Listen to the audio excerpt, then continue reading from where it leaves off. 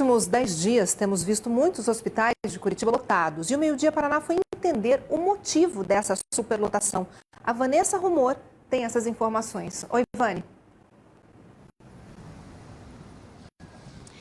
Oi, Ana, boa tarde para todo mundo. Desde ontem nós estamos tentando as respostas com as autoridades, tentando entender o que acontece, porque é uma situação que vem se repetindo nos últimos dias. Vamos falar da situação de momento. Nós temos 3 hospitais aqui na cidade que atendem a situações de urgência e emergência: Trabalhador, Cajuru e Evangélico. Aqui no Evangélico, nesse momento, de acordo com a diretoria do hospital, pronto-socorro só está urgência e emergência e a UTI está lotada. No Cajuru, UTI e pronto-socorro nesse momento operando acima da capacidade máxima, de acordo com a direção do hospital também, e todos os 29 leitos de UTI estão ocupados durante o mês todo. O Hospital do Trabalhador não respondeu a situação de momento, mas disse que ontem também estava aí com todo o atendimento já lotado, né? E a gente vem tentando entender o que vem acontecendo nos últimos dias. São situações de filas de ambulância, pacientes que ficam horas esperando para serem atendidos, e a gente foi cobrar então as respostas, portanto, das autoridades com essa situação. Inclusive, ontem a gente conversou com uma profissional que trabalha no SAMU em Curitiba, né, dando atendimento a esses pacientes. E ela nos contou que há alguns dias chegou a ficar 6 horas com a ambulância e com o paciente aqui no Evangélico, esperando para que esse paciente pudesse dar entrada. Não tinha vaga, então os médicos não conseguiam receber esse paciente que tinha feito uma cirurgia no fêmur e estava precisando de uma transferência. E quando isso acontece, quando um hospital não recebe esse paciente, a ambulância fica presa, né? A ambulância não pode ir para um outro atendimento, não pode ir para uma outra situação. Então, todo mundo perde com isso. É a equipe que não pode ir atender outra ocorrência, a ambulância que não pode sair para outra situação, o paciente que espera. E, claro, a gente sabe que também tem correria dos médicos lá dentro, porque ninguém quer fazer o paciente esperar porque quer, né? É uma situação que está complicada para todo mundo mesmo. Vamos ver esse relato, então, portanto, dessa profissional do SAMU de Curitiba. No Evangélico, né, onde eu fiquei 6 horas com o paciente dentro da ambulância. Esse paciente era um egresso deles, então era paciente deles, para eles receberem, né, um paciente pós-cirúrgico, onde ele teve ele teve uma infecção, né, e precisou voltar para o hospital. Eles relataram que estavam sem vaga, e eu fiquei 6 horas com o paciente dentro da ambulância. Essa situação de fechamento do pronto-socorro de alguns hospitais, que é como o pessoal chama de não receber novos pacientes, aconteceu durante várias situações nos últimos dias. De sexta para sábado aconteceu, ontem de manhã os 3 hospitais não estavam mais recebendo também. Em alguns momentos específicos, outros hospitais acontece a situação. Inclusive a gente tem algumas imagens que nós registramos no fim de semana, aqui de fila de ambulância, pacientes que ficaram esperando por um bom tempo para serem atendidos. E existe um protocolo, né? Claro que o paciente que é muito urgente, que está numa situação muito grave, ele vai passar na frente dos outros. Quem não está tão grave vai ter que esperar. Mas o que não pode acontecer é uma espera muito demorada. E é isso que vem acontecendo. Nós procuramos o Sindipar, que é o sindicato dos hospitais, para tentar entender qual a visão deles e a avaliação sobre a situação que vem acontecendo aqui em Curitiba. Vamos ver. Algumas ações são possíveis e elas já vêm acontecendo, né? Aumento de leitos, disponibilidade de leitos, uma conversa constante entre os gestores e os diretores de hospitais, tentando minimizar o impacto dessa procura, né? Em alguns hospitais já tem informação de aumento de leito, de disponibilidade de leito, uma melhor regulação, sempre um aprimoramento da questão da regulação, direcionando esses pacientes para as unidades próprias. Bom, o Hospital do Trabalhador, ele é coordenado pela Secretaria Estadual de Saúde, o Evangélico e o Cajuru pela Prefeitura de Curitiba. A gente foi perguntar para o Estado, né, o governo do Estado, o que está acontecendo, já que a regulação dos leitos é feita pela SESA, né, pela Secretaria Estadual de Saúde. E de acordo com a Secretaria, seria um alto número de acidentes nos últimos dias que estaria aí fazendo com que essa demanda, essa espera e essa demora no atendimento esteja acontecendo. Então seria um alto número de acidentes na cidade. Vamos ver o que disse a Secretaria Estadual de Saúde.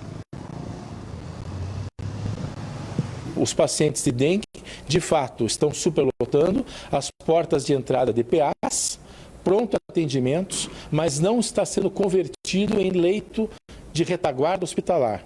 A mesma coisa caso de Covid. Não estão sendo revertidos em portas de leito hospitalar. Então, nós estamos observando que tipo de movimentos que possam estar acontecendo. Nós tivemos um último final de semana com bastante chuvas. Esses eventos climatológicos podem gerar acidentes de trânsito maior, avarias. Também tivemos a final do Campeonato Paranaense, que é um evento que as pessoas, às vezes, na comemoração se excedem e, eventualmente, podem ocasionar pacientes que vão procurar as portas das unidades de pronto-socorro.